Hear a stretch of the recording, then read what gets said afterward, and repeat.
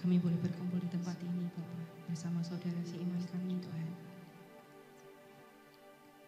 Terima kasih Tuhan untuk pagi hari ini, untuk pagi yang cerah Tuhan, juga kesehatan, kekuatan yang Tuhan berikan untuk setiap kami Tuhan di tempat ini. Terima kasih Tuhan Yesus, terima kasih Tuhan. Dan saat ini Tuhan kami datang dalam hadirat-Mu Yesus. Kami mau bawa Tuhan setiap pengharapan kami di dalam-Mu Tuhan, setiap pergumulan kami di dalam-Mu Tuhan.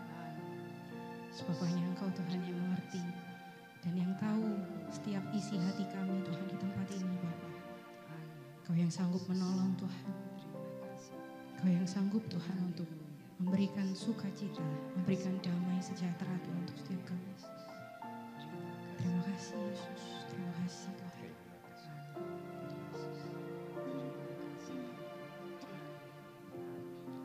Ya Yesus.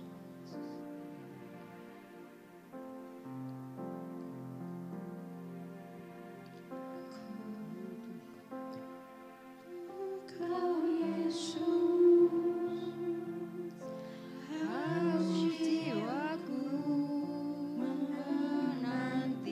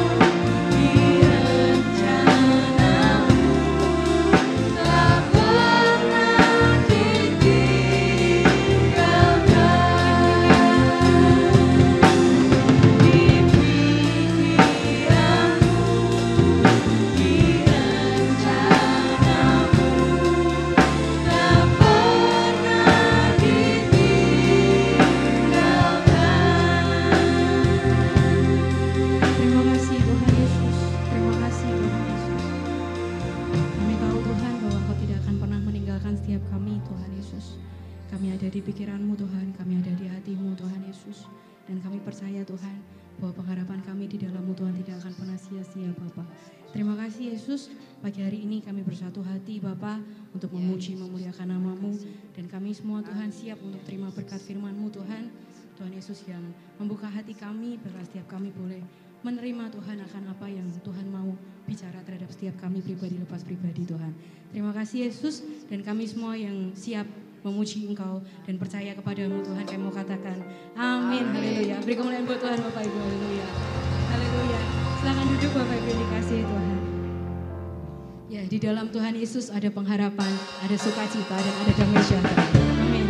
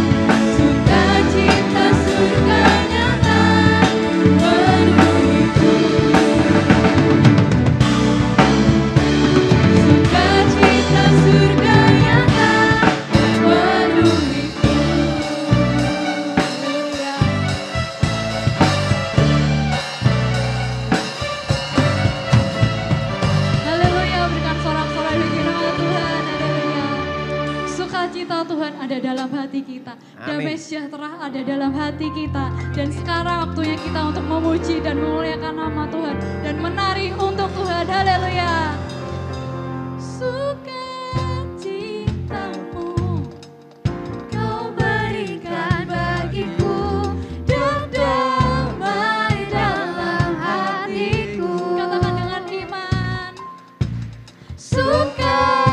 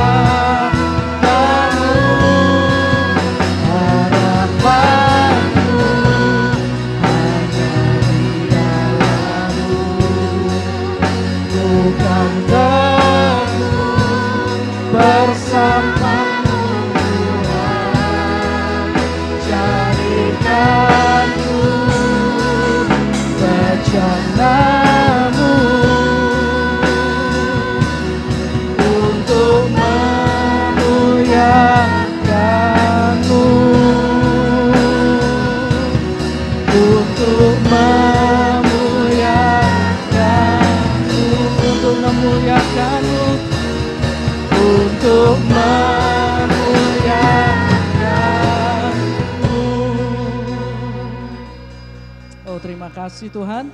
Kami bersyukur untuk pagi ini. Terima kasih untuk kekuatan, untuk kesehatan, untuk anugerah, kebaikan-Mu yang tidak pernah berhenti mengalir dalam hidup kami. Kami bersyukur Engkau sungguh baik Tuhan, memberi kami hari ini sekali lagi kesempatan untuk dapat beribadah bersama-sama, baik secara onsite maupun secara online. Dan terima kasih untuk anugerah-Mu ini. Sebentar kami mau terima firman-Mu. Berbicaralah ya Tuhan, pakai hamba-Mu ini jadi alat-Mu, menyampaikan apa yang jadi pesan-Mu dan tepat seperti apa yang Engkau inginkan. Segala kemuliaan hanya bagi-Mu saja, dalam nama Tuhan Yesus Kristus. Haleluya. Amin. Amin. Haleluya. Berikan tepuk tangan buat Tuhan. Haleluya. Oke, sebelum saya mulai renungan hari ini, saya mau mengucapkan selamat Hari Ayah untuk semua ayah hebat di tempat ini. Sekali lagi kasih tepuk tangan untuk para ayah luar biasa. Ya, hari ini adalah Father's Day, saudara. Hari Ayah, ya itu yang lihat ayah-ayah luar biasa yang berjuang untuk keluarganya, ya, yang dipakai Tuhan menjadi imam di tengah keluarga dan membawa kemuliaan Tuhan. Nah, hari ini saudara kasih Tuhan, saya mau ajak kita belajar satu tema ini, kuat menghadapi tekanan. Saudara kasih Tuhan, dalam hidup kita seringkali kita berhadapan dengan berbagai hal yang kita rasakan sebagai tekanan atas hidup kita.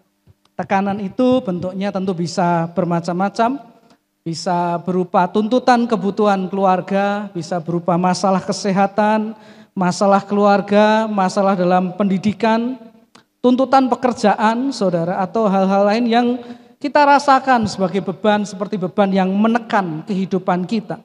Nah, kalau kita melihat di dalam firman Tuhan, kita juga akan menemukan kenyataan bahwa ternyata anak-anak Tuhan juga mengalami masalah, saudara, berbagai masalah yang menjadi tekanan dalam hidup mereka. Dan hari ini saya mau ajak kita belajar bersama dari kehidupan seorang hamba Tuhan yang dalam hidupnya dia mengalami sangat banyak tantangan, sangat banyak tekanan. Dan dari hidupnya juga kita akan belajar bersama satu kunci untuk menghadapi tekanan agar kita bisa menjadi orang-orang yang kuat menghadapi tekanan. Mari saya ajak kita langsung saja membaca beberapa ayat. Oke, next. Ya, klik lagi. Dari 2 Korintus 11 ayat 23 sampai yang ke-31. Saya ajak kita membaca beberapa ayat ini bersama-sama. 1, 2, 3. Apakah mereka pelayan Kristus? Aku berkata seperti orang gila. Aku lebih lagi. Aku lebih banyak berjerih lelah. Lebih sering di dalam penjara. Didera di luar batas. Kerap kali dalam bahaya maut. 5 kali aku disesah orang Yahudi, setiap kali 40 kurang 1 pukulan. 3 kali aku didera, 1 kali aku dilempari dengan batu, 3 kali mengalami karam kapal, sehari semalam aku terkatung-katung di tengah laut. Ya, klik lagi. Dalam perjalananku aku sering diancam bahaya banjir dan bahaya penyamun. Bahaya dari pihak orang-orang Yahudi dan dari pihak orang-orang bukan Yahudi. Bahaya di kota, bahaya di padang gurun, bahaya di tengah laut, dan bahaya dari pihak saudara-saudara palsu. Aku banyak berjerih lelah dan bekerja berat. Kerap kali aku tidak tidur, aku lapar dan dahaga. Kerap kali aku berpuasa, kedinginan dan tanpa pakaian. Klik. Dan dengan tidak menyebut banyak hal lain lagi, urusanku sehari-hari yaitu untuk memelihara semua jemaat-jemaat. Jika ada orang yang merasa lemah, tidakkah aku turut merasa lemah? Jika ada orang yang tersandung, tidakkah hatiku hancur oleh duka cita? Klik lagi sekali. Jika aku harus bermegah, maka aku akan bermegah atas kelemahanku.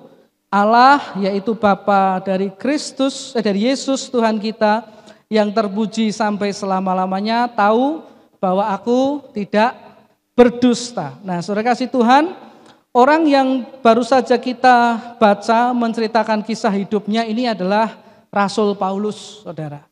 Ya, dia menceritakan ketika dia melayani Tuhan, apa saja yang pernah dia alami dalam kehidupannya. Ketika dia jadi anak Tuhan, menjadi pelayan Tuhan, mengabarkan Injil. Dan kalau kita baca tadi, kita bisa melihat bahwa dia mengalami begitu banyak tantangan, begitu banyak tekanan di dalam hidupnya. Saya mencatat paling tidak ada 5 hal berat yang pernah menjadi tekanan dalam hidup Paulus. Coba klik lagi.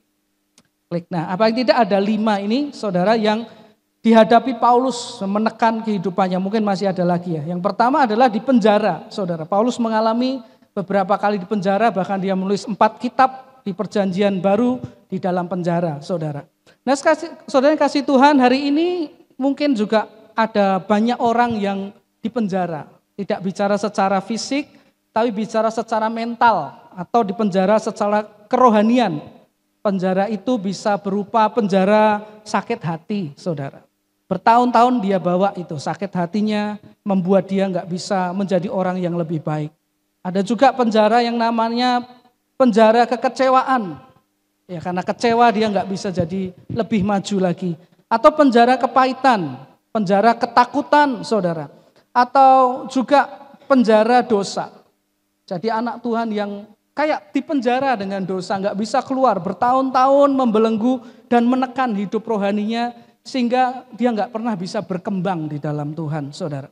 Yang kedua adalah luka, saudara, dilukai. Paulus tadi mengalami tekanan yang hebat dengan rasa sakit akibat luka yang didapatkannya karena pukulan dan cambukan, saudara. Bagaimanapun yang namanya luka selalu menimbulkan dampak yang tidak enak. Jangankan dipukul, dicambuk, saudara, sariawan aja menyiksa, ya kan? Apalagi dipukuli seperti ini.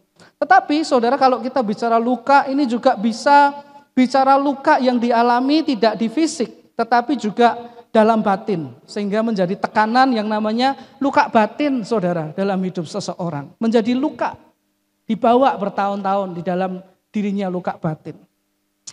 Beberapa tahun lalu saya pernah baca satu cerita, saudara, seorang bapak, saudara, dia jadi pengusaha, berhasil, uangnya banyak. Satu kali dia datang ke gereja, ibadah pengurapan, saudara, dia dilawat Tuhan, saudara. Dia nangis, dilawat Tuhan dan tiba-tiba dia bermanifestasi. Manifestasinya, saudara, main layangan, Bapak Ibu. Jadi di tengah gereja itu dia gini-gini sambil nangis, haleluya, gitu. Ya, main layangan, saudara. Itu lama, saudara. Waktu selesai, pendetanya tanya, Pak, tadi kok manifestasinya agak nggak biasa ya? Biasanya kan nangis, rebah, ini main layangan. Sambil meneteskan air mata, Bapak pengusaha ini cerita pada Pak Pendeta, waktu kecil saya ini miskin. Saking miskinnya, beli layangan aja saya nggak mampu. Tiap kali saya main sama teman saya main layangan. Saya cuma bisa duduk di samping lapangan, nangis, nggak punya uang buat beli layangan. Dan saya bertekad satu hari saya kalau besar, saya harus jadi orang yang berhasil. Hari ini saya jadi orang yang secara keuangan uangnya banyak. Tapi mau main layangan kan malu, Pak Pendeta. Sudah tua kok layangan. Jadi luka masa kecil itu terus saya bawa sampai saya jadi pengusaha. Dan hari itu dia disembuhkan, saudara. Itu luka di hati. Lalu apalagi yang dialami Paulus? Yang ketiga, niat jahat. Paulus merasakan juga tekanan dari orang-orang yang berniat jahat. Dia katakan bertemu dengan orang jahat, saudara-saudara palsu, yang mengaku saudara ternyata berbuat jahat kepadanya. Dalam hidup kita juga bisa jadi bertemu dengan orang-orang seperti ini. Orang yang dari luar sudah kelihatan jahat, kita tahu ini orang jahat. Tapi juga mungkin kita ketemu orang yang dari luar kelihatan saudara. Ya kelihatan saudara baik ramah sama kita. Tapi di belakang ngerusak nama kita. Di belakang menjelek-jelekan kita, niatnya tidak baik. Yang keempat, saudara, tekanan yang dialami Paulus, kekurangan. Ya dikatakan tadi di ayat 27, dia pernah mengalami tidak punya makan. Kelaparan, kedinginan, tidak punya pakaian. Artinya telanjang dia, saudara. Kekurangan itu juga seringkali adalah menjadi tekanan yang berat dalam hidup seseorang. Ya, uangnya kurang, mau bayar kontrak gak bisa, mau bayar listrik gak bisa, saudara. Yang namanya kurang itu memang seringkali jadi tekanan. Kurang bahagia, ya, saudara. Jadi tekanan, saudara. Apalagi kurang perhatian, kurang percaya diri. Nah, itu kan jadi tekanan dalam hidup seseorang. Kalau suruh di depan umum, waduh keringetan, enggak karu-karuan, saudara. Yang kelima, stres.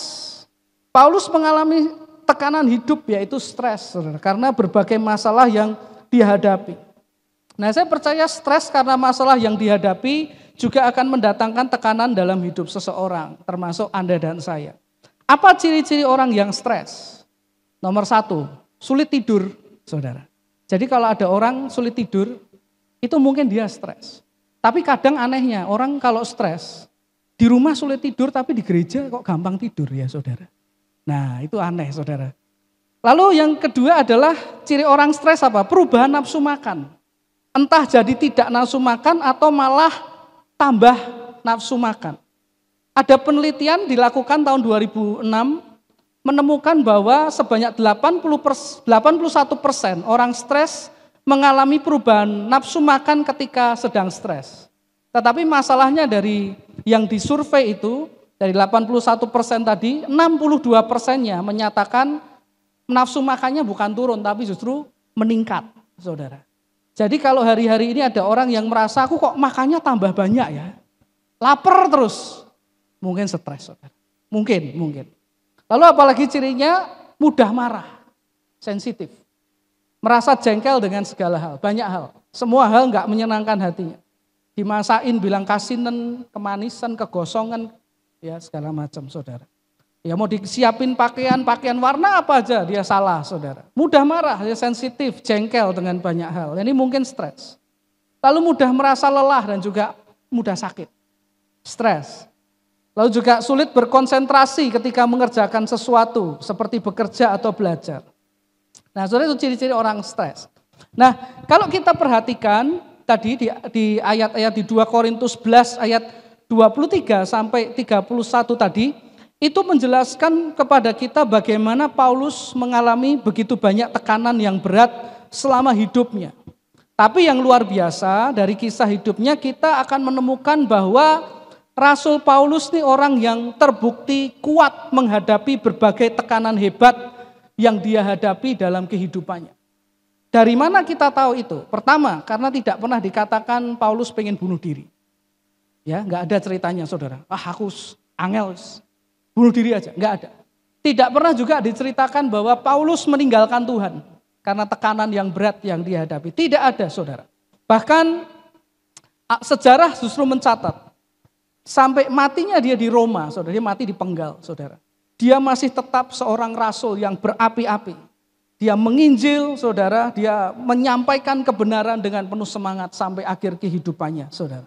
Alkitab bahkan mengatakan dia mengakhiri pertandingan dengan baik.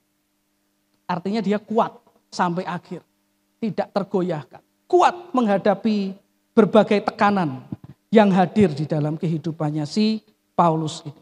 Nah lalu pertanyaannya begini, bagaimana ya Paulus ini kok bisa kuat menghadapi berbagai tekanan berat yang terjadi dalam hidupnya? Apa kunci kekuatan Paulus menghadapi berbagai tekanan berat yang hadir dalam hidupnya? Nah saudara kasih Tuhan, saya menemukan satu hal yang menarik begini. Kalau kita membaca dalam firman Tuhan, kita akan menemukan ada pernyataan Paulus itu yang tidak lazim atau tidak biasa saudara. Apa itu saudara? Kalau kita perhatikan di kitab 2 Korintus 11 dan 12, kita akan menemukan bahwa beberapa kali Paulus mengatakan hal yang sama, yaitu dia lebih suka bermegah di dalam kelemahannya atau lebih suka membanggakan hal-hal yang menunjukkan betapa lemahnya dia, saudara. Ya saya ajak kita lihat beberapa ayat itu.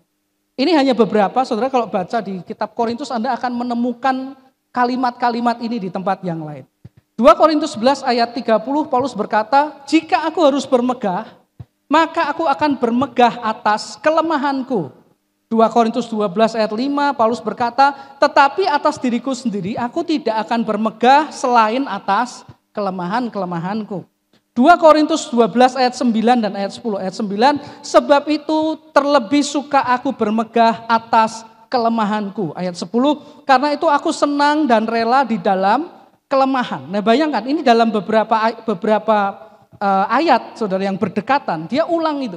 Aku lebih suka bermegah di dalam kelemahanku, bermegah dalam kelemahanku, berbangga dalam kelemahanku. Saudara kasih Tuhan, ini suatu hal yang menurut saya tidak lazim, tidak biasa, karena biasanya seseorang yang mau bangga, yang mau bermegah, umumnya adalah pada hal yang akan menunjukkan kekuatannya, keberhasilannya, menunjukkan kesuksesannya, menunjukkan kekayaannya, menunjukkan prestasi atau pencapaiannya dia, saudara. Bukan kelemahannya. Kenapa? Karena kelemahan itu biasanya ditutupi. Ya, kelemahan itu biasanya ditutupi, disangkali atau disembunyikan. Saya kasih contoh sederhana. Ya, ada orang-orang yang kalau punya jerawat, kalau mau pergi rumah pakai foundation. Ditutupi. Supaya apa? Jerawatnya yang cuma satu itu jangan kelihatan orang. Saudara. Ya itu memang sifatnya manusia. Kelemahan ditutupi, disembunyikan, bahkan disangkal. Bukan kayak Paulus. Paulus ini sebetulnya adalah rasul yang kalau dia mau bangga, ya saya percaya dia punya banyak hal untuk dibanggakan. Dia rasul Tuhan yang luar biasa, mujizat terjadi dalam pelayanannya, bahkan orang mati dibangkitkan, saudara. Dia memenangkan banyak jiwa, dia bekerja keras dalam pelayanan. Kalau dia mau bermegah sebetulnya, dia punya banyak alasan. Tapi menarik, dia dikatakan bahwa tidak bermegah dalam semua pencapaiannya, keberhasilannya. Tapi justru lebih suka bermegah dalam hal-hal yang tidak menunjukkan kekuatannya, saudara. Tetapi justru bermegah pada hal yang menunjukkan kelemahan-kelemahannya dia, saudara, sebagai manusia. Nah, kenapa demikian? Nah, kenapa kok Paulus mengambil sikap seperti ini? Kenapa Paulus kok memilih seperti ini? Nah, saya menemukan bahwa ternyata Paulus itu mendapat satu kebenaran yang disampaikan oleh Tuhan sendiri kepadanya tentang bermegah dalam kelemahannya. Dan inilah yang menjadi kunci kekuatan Paulus, kuat menghadapi berbagai tekanan yang hadir dalam hidupnya. Saudara, apa yang Tuhan katakan? Mari saya ajak kita lihat 2 ayat. Yuk klik ya. 2 Korintus 12 ayat 9 dan ayat yang 10. Ini Tuhan berkata kepada Paulus, "Tetapi jawab Tuhan kepadaku, cukuplah kasih karuniaku bagimu, sebab justru dalam kelemahanlah kuasaku menjadi sempurna." Paulus berkata, "Sebab itu terlebih suka aku bermegah atas kelemahanku, supaya kuasa Kristus turun menaungi aku." Ayat 10, "Karena itu aku senang dan rela di dalam kelemahan, tidak terpaksa, tidak sedih, senang, rela dalam kelemahan, dalam siksaan, dalam kesukaran, dalam penganiayaan dan kesesakan oleh karena Kristus. Sebab jika aku lemah, maka aku kuat." Saudara. Inilah kunci kekuatan Paulus dalam menghadapi tekanan seberat apapun yang dihadapinya dalam hidup sebagai pelayan Kristus. Yaitu satu prinsip yang dikatakan oleh Tuhan Yesus sendiri kepadanya. "Dalam kelemahanmu, kuasaku jadi sempurna." Saudara. Dari pernyataan Tuhan kepadanya ini, Paulus rupanya menyadari suatu kebenaran. Yaitu ketika dia mulai bermegah dengan segala pencapaian, bermegah dengan segala kepandaian, mulai membanggakan dirinya, saudara. Maka pada saat itulah kuasa Tuhan akan mulai berhenti bekerja di dalam kehidupannya. Tetapi ketika dia bermegah mengakui kelemahannya di hadapan Tuhan, maka kuasa Tuhan akan turun menaungi dirinya. Karena itu Paulus tadi berkata, prinsipnya hidupnya dia, "Jika aku lemah, maka aku kuat."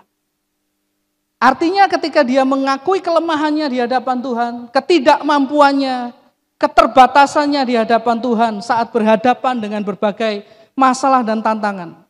Pada saat itulah kuasa Kristus baru akan turun menaungi Paulus, saudara. Apa artinya menaungi? Kata menaungi ini juga dapat berarti melindungi. Lalu yang kedua, menaungi ini juga dapat berarti tinggal di dalam Paulus. Dan yang ketiga, kata menaungi ini juga berarti bergerak di dalam dia, saudara. Jadi sebetulnya kunci Paulus bisa selalu kuat dalam menghadapi berbagai tekanan dalam hidupnya adalah dia mengakui bahwa dirinya lemah di hadapan Tuhan. Dia mengakui bahwa dirinya terbatas di hadapan Tuhan. Agar kemudian dia dapat mengatasi tekanan yang ada. Bukan dengan kekuatannya, bukan dengan kepandaiannya, bukan dengan pengalamannya, saudara, tetapi dengan kuasa Tuhan yang tinggal di dalamnya. Kuasa Tuhan yang melindungi dia. Kuasa Tuhan yang bekerja di dalamnya. Dan melalui dia, Paulus bisa mengatasi semua tantangan yang terjadi, saudara. Jadi inilah kuncinya Paulus. Kalau dia mau menang menghadapi berbagai tantangan, dia mengakui kelemahannya di hadapan Tuhan. Kalau aku lemah, maka aku kuat. Ketika aku mengakui kelemahanku di hadapan Tuhan, kuasa Tuhan yang akan bekerja melalui kehidupanku. Saudara kasih Tuhan, ini prinsip yang sebetulnya sederhana. Tetapi seringkali susah untuk dilakukan, saudara. Karena kecenderungan manusia adalah tadi, menutupi kelemahannya. Menyangkali, menyembunyikan kelemahannya. Bukan mengakui, apalagi membanggakan kelemahannya, saudara. Padahal Bapak Ibu kasih Tuhan, menurut kebenaran yang Tuhan ajarkan kepada Paulus tadi, dalam kelemahanlah kuasaku jadi sempurna. Artinya apa? Artinya semakin lama dan semakin sulit kita mengakui kelemahan kita, keterbatasan kita di hadapan Tuhan, makin lama juga dan makin sulit juga kuasa Tuhan bekerja dalam hidup kita. Menolong kita mengatasi tantangan. Jadi dengan kata lain Bapak Ibu kasih Tuhan, dari pernyataan Paulus, dari pernyataan kebenaran firman ini kita bisa lihat bahwa artinya selama seseorang itu masih merasa bisa, masih merasa mampu, masih merasa berkuasa, masih merasa kuat, masih merasa pintar, saudara, dan ini yang paling penting, masih merasa tidak terlalu urgent membutuhkan Tuhan. Tidak merasa terlalu terdesaklah membutuhkan Tuhan. Tidak merasa terlalu sepenting itu butuh Tuhan, saudara. Maka sebetulnya pada kondisi itulah kuasa Tuhan sedang dibatasi untuk bekerja dalam hidup orang itu. Sehingga akhirnya orang itu akan menghadapi tekanan hidup dengan kemampuannya sendiri. Makanya banyak orang ngadepi tantangan babak belur dan merasa Tuhan kok nggak nolong. Ya karena dia nggak pernah mau mengakui dirinya nggak kuat di hadapan Tuhan. Dia nggak pernah mau mengakui dirinya lemah di hadapan Tuhan. Saya mau ajak kita lihat lagi beberapa ayat, saudara. Ini ayat yang sangat terkenal. Mazmur 23 ayat 1 sampai yang ke-6, saudara. Ya. Saya ajak kita baca lagi 6 ayat ini, 1, 2, 3. Mazmur Daud, Tuhan adalah gembalaku, takkan kekurangan aku. Ia membaringkan aku di padang yang berumput hijau, ia membimbing aku ke air yang tenang. Ia menyegarkan jiwaku, ia menuntun aku di jalan yang benar oleh karena namanya. Next. Oke, sekalipun aku berjalan dalam lembah kekelaman, aku tidak takut bahaya. Sebab engkau besertaku. Gadamu dan tongkatmu itulah yang menghibur aku. Engkau menyediakan hidangan bagiku di hadapan lawanku. Engkau mengurapi kepalaku dengan minyak. Pialaku penuh melimpah. Kebajikan dan kemurahan belaka akan mengikuti aku seumur hidupku. Dan aku akan diam dalam rumah Tuhan sepanjang masa. Bapak Ibu kasih Tuhan, izinkan saya bertanya kepada saudara. Siapa di sini yang dengan segenap hati memiliki kerinduan Tuhan menjadi gembala yang baik di dalam hidup saudara? Angkat tangan. Oke, semua ya, setuju ya? Oke, setuju. Oke. Semua orang di ruangan kalau tanya, Tuhan, mau nggak Tuhan jadi gembala yang baik dalam hidup Anda? Yes, mau, saudara. Oke, saudara kasih Tuhan pertanyaan berikutnya gini. Di Mazmur 23 ini, konteksnya Tuhan itu gembala apa? Coba klik lagi.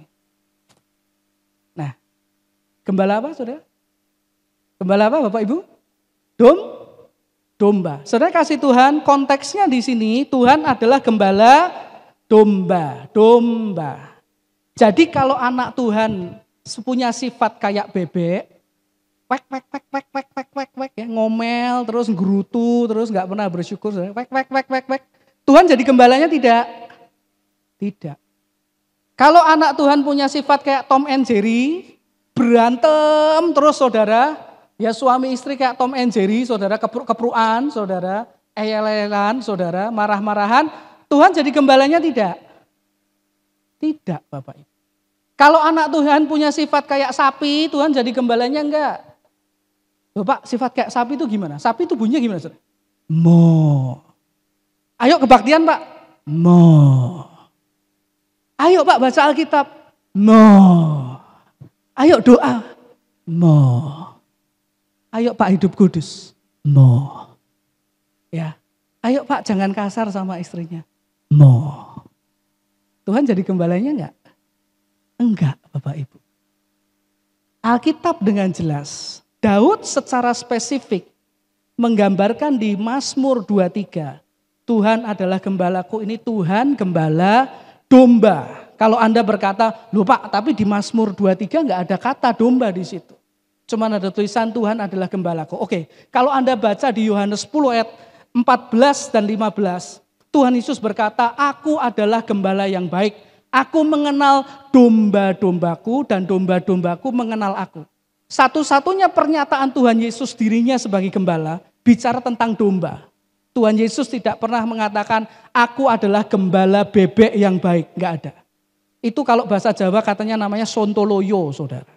Ya, itu gembala bebek, Saudara. Tidak pernah Tuhan berkata aku adalah gembala Tom and Jerry, tidak ada. Dia adalah gembala domba. Jadi kalau Bapak Ibu tadi dan saya berkata, yes aku mau Yesus jadi gembalaku yang baik. Itu artinya kita adalah apa? Saya lagi yang keras. Berarti kita adalah domba. Betul Saudara. Coba bilang kanan kirinya. Kamu dan saya domba. Bagus sekali, luar biasa. Saudara, domba itu punya dua sifat utama. Nomor satu lemah, nomor dua bodoh. Siapa di sini domba? Kok orang harus angkat tangan, kok jidok? Nah itu, manusia dasarnya memang gitu. Kalau suruh ngaku lemah dan tak berdaya, oh nanti dulu Pak. Domba enggak? Domba. Tapi kalau lemah dan bodoh, oh nanti dulu. Nah saudara, padahal jelas dikatakan yang digembalai Tuhan itu domba. Dan sifat domba dari dulu sampai sekarang tidak pernah berubah. Dua ini yang paling kuat. Satu lemah, satu bodoh, Saudara. Kenapa domba itu bodoh? Bayangkan ya. Domba itu, ini berdiri nih. Dia jalan 100 meter, berhenti, enggak bisa pulang. Deprok di situ bingung, sampai mati kalau gembalanya enggak datang tolong dia, mati itu. Itu domba tuh kayak gitu. Jalan 100 meter, jalan sendiri nih. Terus selingat, balik piye ya? Balik piye? Bingung, deprok Saudara. Sampai mati, Bapak Ibu. Domba itu memang kayak gitu. Sebodoh itu. Kalau ada satu yang panik, semua panik tanpa tahu apa sebabnya. Ikut seperti itu, Saudara. Nah, jadi Saudara kasih Tuhan, domba itu punya sifat utama dua, lemah dan bodoh. Karena itu untuk jadi domba yang digembalai oleh Tuhan, yang tadi dikatakan dibaringkan di padang rumput, yang dibimbing ke air yang tenang, itu kan kita pengen toh? Ya, dibimbing ke air yang tenang, dibaringkan di padang rumput, dilindungi dengan gada dan tongkat, diberkati dengan kebajikan dan kemurahan, diurapi dengan minyak. Itu hanya domba yang ngalami itu.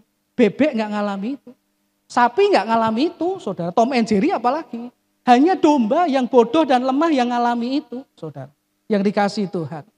Nah, Saudara kasih Tuhan, jadi Bapak Ibu kasih Tuhan, orang yang bilang domba, itu sebetulnya dia sedang mengakui bahwa dirinya itu lemah, bodoh. Makanya perlu Tuhan, Saudara. Yuk klik lagi berikutnya. Karena itu prinsip ini, jika aku lemah maka aku kuat. Itu sebetulnya prinsip yang tidak hanya diajarkan Paulus. Tetapi juga diajarkan Daud di Mazmur 23 ini. Inilah sebetulnya yang dimaksudkan Daud bahwa dia butuh gembala yang baik. Daud tadi kan berkata di Mazmur 23, Tuhan gembalaku yang baik. Jadi Daud sedang berkata dirinya apa? Domba. Daud sedang bilang Tuhan gembalaku yang baik. Aku domba yang bodoh dan lemah. Ini raja loh yang bilang. Ini Raja Daud loh Saudara. Yang kalau ketemu Goliat, Goliatnya ngelebak. Tapi di hadapan Tuhan dia bilang, Tuhan, aku ini bodoh. Aku ini lemah. Aku butuh Engkau nyertai aku. Tanpamu, I'm nothing. Tanpamu, aku gak bisa apa. Aku ngaku aku gak bisa.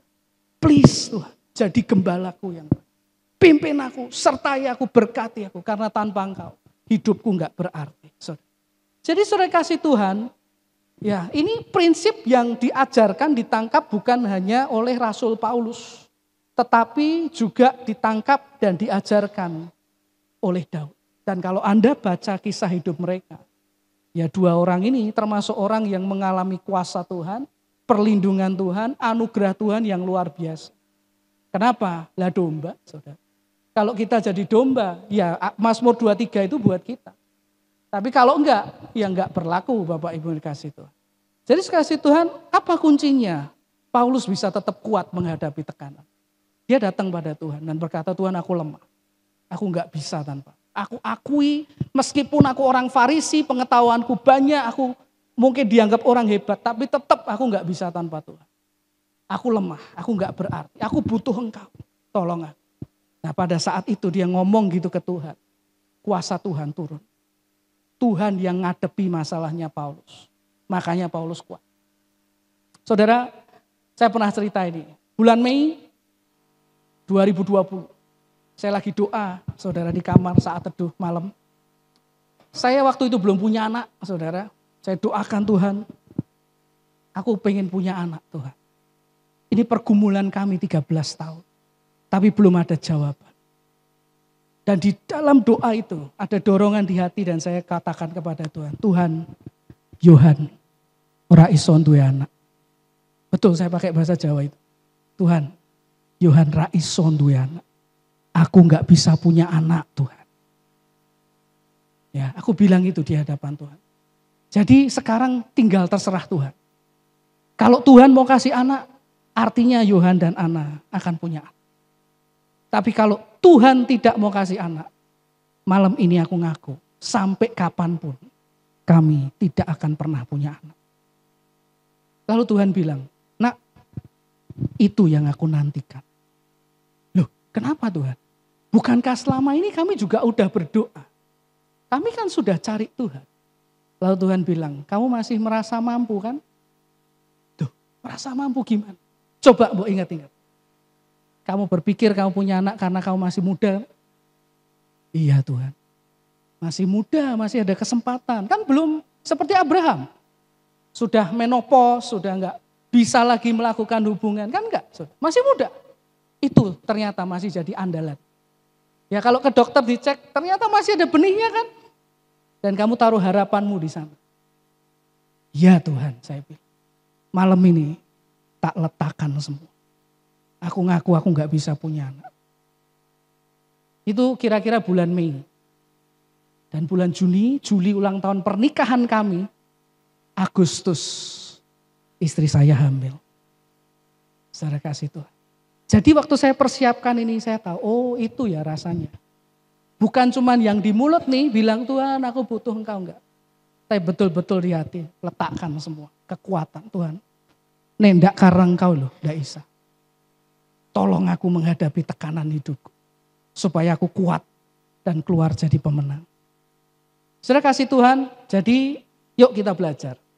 Dari Paulus, kalau kita ingin jadi orang yang kuat menghadapi tekanan. Belajar, bermegahlah dalam kelemahan. Saudara. Akui saudara keterbatasan kita, ketidakmampuan di hadapan Tuhan. Agar Tuhan yang tak terbatas dapat segera turun menaungi kita. Memberikan kita kemenangan atas segala tantangan dalam hidup kita. Jangan pernah sok pinter di hadapan Tuhan. Jangan pernah sok kuat di hadapan Tuhan. Jangan pernah sok hebat di hadapan Tuhan. Apalagi sok ngatur Tuhan, saudara. Mauku gini Tuhan, engkau harus ikut kehendakku. Nah, jangan saudara. Karena nanti makin lama kuasa Tuhan bekerja menolong kita keluar dari segala tekanan yang ada. Saya berdoa saudara, kita jadi orang-orang yang kuat menghadapi tekanan seperti yang dialami Paulus dengan belajar untuk mengakui kelemahan dan keterbatasan kita sebagai domba-dombanya di hadapan Tuhan agar kuasa Tuhan turun menaungi kita, memampukan kita terus kuat dan menang sampai garis akhir seperti yang dialami oleh Rasul Paulus. Amin saudara. Mari kita datang pada Tuhan dalam doa. Terima kasih Tuhan untuk firman-Mu. Biar firman-Mu itu menjadi kekuatan dalam hidup kami, tertanam dalam kehidupan kami. Dan Tuhan biarlah semenjak hari ini kami belajar terus menghadapi tekanan bukan dengan kekuatan kami, tapi justru berbangga dalam kelemahan kami, agar kuasa-Mu dapat turun dalam hidup kami dan memberi kami naungan, kekuatan, Engkau bekerja dalam kami dan melalui hidup kami, sehingga kami didapati jadi orang-orang yang selalu menang menghadapi berbagai tantangan dan tekanan dalam hidup kami. Terima kasih Bapa, lebih lanjut Allah Roh Kudus, biar Engkau yang berbicara dalam hidup kami, menjadikan firman-Mu ini Tuhan rema buat kami, berbuah hingga 100 kali ganda. Segala pujian syukur bagi nama Tuhan, dalam nama Tuhan Yesus Kristus. Haleluya, amin, haleluya. Tuhan berkati.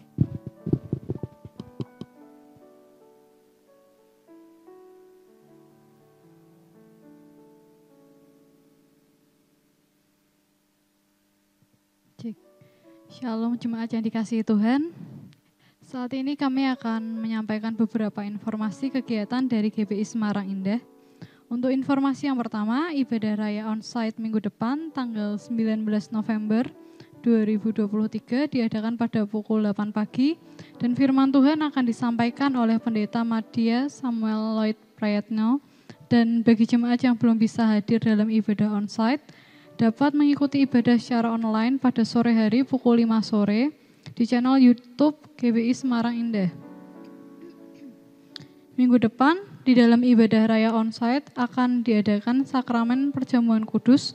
Bagi Bapak Ibu yang mengikuti sakramen ini secara online, dapat terlebih dahulu menyiapkan roti dan anggur secara mandiri.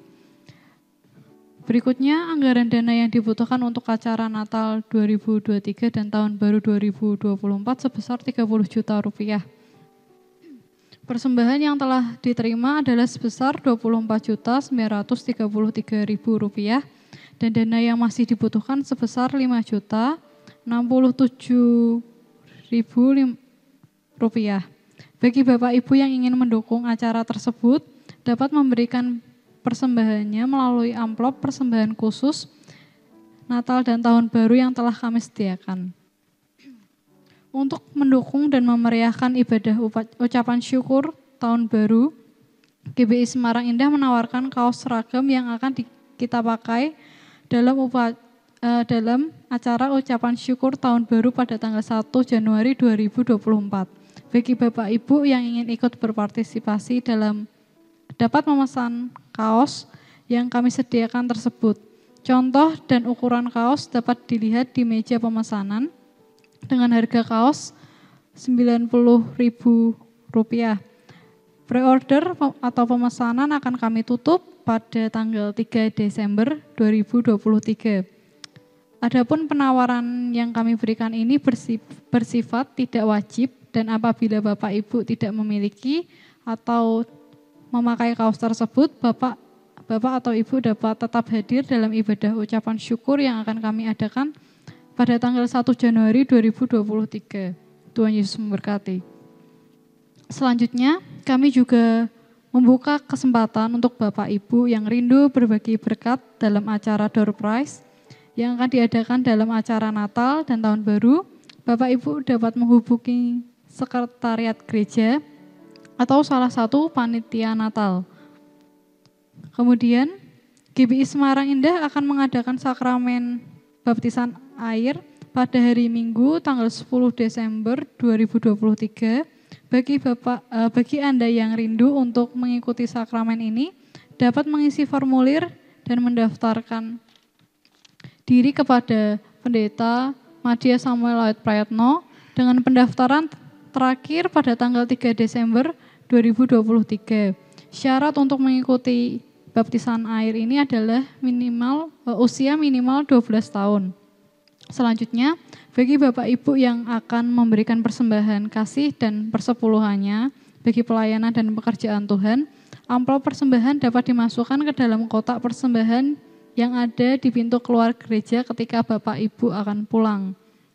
Sebelum pulang, kita akan menerima berkat dari Tuhan. Saya mengundang Bapak Ibu untuk dapat bangkit berdiri bersama-sama dan nanti Pendeta Pratama Yohan Emmanuel akan memberikan doa berkat bagi kita semua. Cek.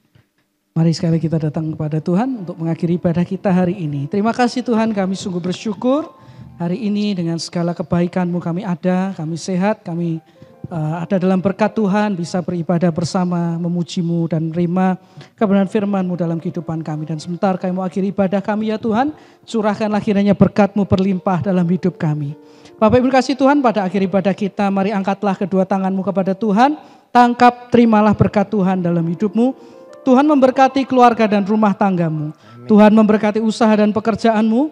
Tuhan memberkati engkau dengan kesehatan yang baik. Tuhan memberkati pendidikan yang sedang kau jalani. Tuhan memberkati pelayanan-Mu makin dahsyat dan luar biasa. Tuhan memberkati hidup-Mu sehingga hidup-Mu berhasil, beruntung dan berkemenangan. Tuhan memberkati engkau dan melindungi engkau. Tuhan menyinari engkau dengan wajah-Nya dan memberi engkau kasih karunia. Tuhan menghadapkan wajah-Nya kepadamu dan memberi engkau damai sejahtera dari sekarang sampai Maranatha, saat Tuhan Yesus Juru Selamat kita yang agung itu, yang begitu mengasihi kita, datang kembali untuk kali yang kedua. Dan semua yang percaya terima berkat Tuhan berkata, Amin.